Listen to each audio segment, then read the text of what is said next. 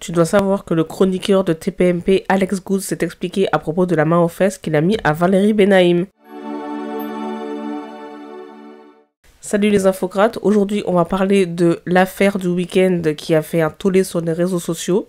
Cette affaire, c'est celle de la main aux fesses mise par Alex Good à Valérie Benaïm sur le plateau de TPMP le 27 septembre dernier. Ça a fait polémique pendant tout un week-end et Alex Good a donc préféré prendre quelques jours de repos afin de se reposer de la polémique parce qu'apparemment elle était très forte au point de toucher sa mère, hein, au point de recevoir des menaces, etc., etc. C'est donc de bonne guerre, disons. Il a pris son petit repos pour un peu se reposer de la polémique. Et il est venu s'expliquer aujourd'hui, 3 octobre. Il est venu s'expliquer sur le plateau de TPMP. Et il est revenu sur l'incident avec Cyril Hanouna, avec Valérie Benaïm. Tout le monde a pris soin d'expliquer que Alex Good n'est pas une personne méchante, n'est pas une personne qui met des mains aux fesses aux gens, etc., etc. C'était plutôt bienveillant pour lui. Ceci étant dit, il ne faut pas être naïf à propos de la stratégie de Cyril Hanouna, que ce soit dans cette affaire ou en général. Il ne faut pas se tromper sur les intentions de Cyril Hanouna. Pourquoi il ne faut pas se tromper sur les intentions de Cyril Hanouna? Cyril Hanouna, c'est un présentateur de télévision, certes, mais c'est aussi un homme d'affaires, c'est un producteur de télévision. Les émissions qu'il présente sur C8 sont produites par sa propre entreprise, donc c'est lui qui gagne l'argent des émissions qu'il produit. Il réussit très très bien, c'est un homme d'affaires aguerri et c'est un homme d'affaires redoutable. Donc, quand vous avez Alex Good qui vient s'exprimer sur TPMP, ce n'est pas innocent, ce n'est pas le fruit du hasard. Pourquoi est-ce que je dis que ce n'est pas le fruit du hasard? Lui, il cherche à faire des audiences, donc faire venir Alex Good pour s'expliquer sur un incident qui a eu lieu la semaine dernière, c'est forcément une émission où il va y avoir du buzz, il va y avoir, on va en parler, il va y avoir des téléspectateurs pour regarder Alex Good s'expliquer, il va y avoir les réseaux sociaux pour dire oui mais Alex Good il s'explique, mais non moi je suis pas d'accord, je suis d'accord, etc., etc. Donc Cyril Hanouna sait qu'une émission où Alex Good vient s'expliquer sur son geste de la semaine d'avant, c'est une émission qu'on va suivre pour avoir les explications d'Alex Good. Ceci étant dit, une fois qu'on sait que Cyril Hanouna fait cette stratégie, il y a donc derrière d'autres stratégies qu'on ne voit pas à la télévision. Alex Good, c'est un animateur télé qui est connu, qui a travaillé sur plusieurs chaînes avant de venir en tant que chroniqueur à TPMP. Il a présenté La France a un incroyable talent, notamment sur M6. Donc c'est un animateur qui a eu une petite carrière avant d'être embauché par Cyril Hanouna. Or, Alex Good, en tant qu'invité, il était venu il y a déjà quelques mois, plusieurs mois avant d'être embauché. En tant qu'invité, il était venu pour dire qu'il avait du mal à retrouver du travail, qu'il avait perdu la présentation, me semble-t-il, de La France a un incroyable talent et qu'il avait du mal à être réembauché pour animer des émissions, que ce soit sur M6 ou sur d'autres chaînes. Il avait du mal dans le milieu de l'audiovisuel à faire avancer sa carrière et à obtenir de nouveaux contrats. Il avait beaucoup de mal à se faire embaucher. Il disait qu'il comprenait pas pourquoi, peut-être qu'il y avait des animosités, je sais pas. Je peux pas vous expliquer, mais Alex Good est venu dire ça en plateau, à TPMP, il est venu dire qu'il avait des grandes difficultés à trouver du travail dans le milieu de l'audiovisuel après avoir quitté M6.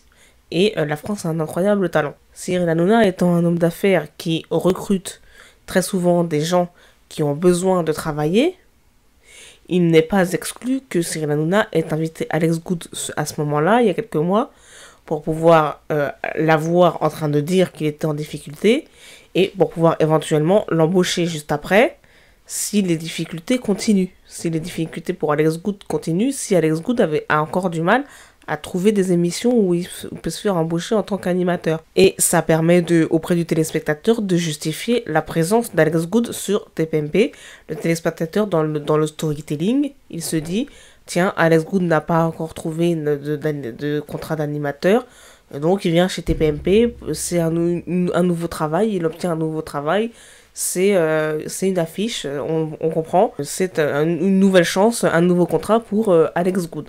C'est le storytelling installé comme ça par Cyril Hanouna. Cet incident se produit, donc ça fait un buzz national. Et Alex Good vient s'expliquer sur l'incident. Deuxième buzz national. Donc ça fait 2 émissions qui font parler d'elle, 2 émissions qui font un buzz pas possible.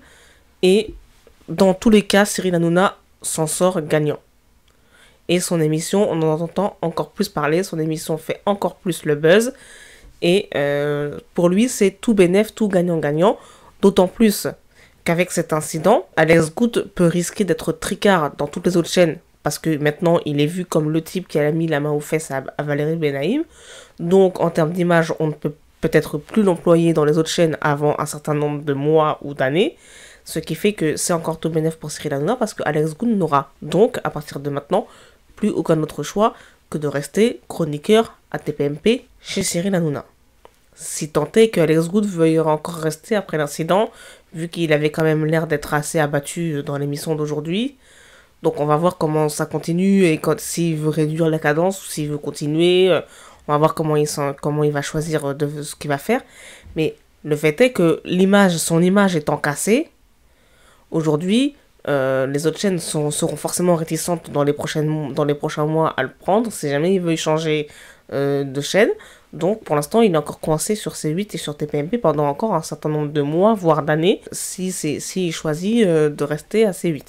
Je finis cet édito en ouvrant un petit peu le sujet, puisque, donc, comme vous le savez maintenant, Cyril Hanouna, il est en conflit avec France 2, qui a un documentaire complément d'enquête qui a été fait sur lui, où ça veut dire que France 2 a enquêté sur les manières de travailler de Cyril Hanouna. Ça veut dire qu'il y a des éléments, il y a des gens peut-être qui parlent, il y a des gens qui se sont adressés aux journalistes de France 2. Donc, il y a des informations sur sa manière de travailler qui vont sortir dans les documentaires de France 2.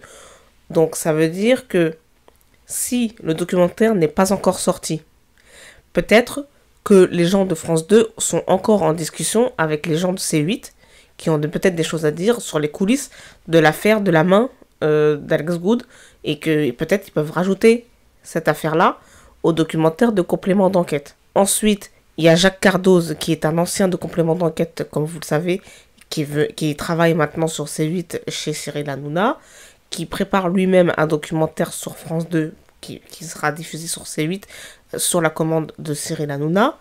Donc ça veut dire que s'il y a une réponse de complément d'enquête sur l'affaire Alex Good ou sur les nouveaux chroniqueurs, sur des choses vraiment actuelles, peut-être que Cyril Hanouna va répondre dans son documentaire sur France 2 avec d'autres choses, d'autres éléments.